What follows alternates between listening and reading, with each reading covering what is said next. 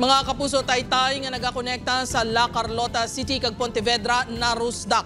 Samtang pila ka mga residente sa Pontevedra na budlayan sa pagpanghawan matapos ginsulob sa baha ang ila panimalay. Si Aileen Pedreso nakatutok.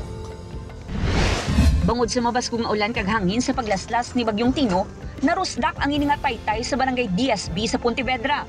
Ini ang nagakonekta sa Pontevedra kag La Carlota City, gani papanghangkat subong ang pagpangita sang alternatibong alagyan sa mga motorista kag sa mga residente.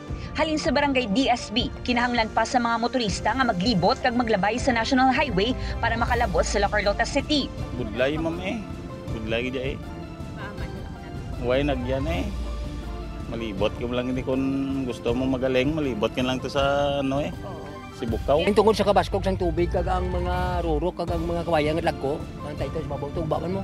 Amo nagbuslog na, simple magubag siya Hindi na yun, palakaruta ka, malibot ka gini.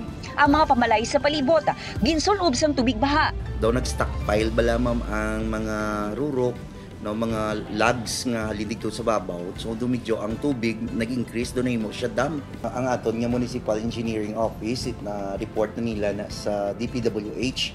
And as far sa nabalaan ko, ang DPWH will be here tomorrow to assist the area. Ang pamilya Quinio nabudlayan sa pagpanghawan kag pagpanilo sa ila panimalay nga puno sang lutak matapos nag-subside ang baha. Sakit mami kay wala kami expect nga matabo nga mabaha kami din basta kay mga appliances ng bangon ng liwat.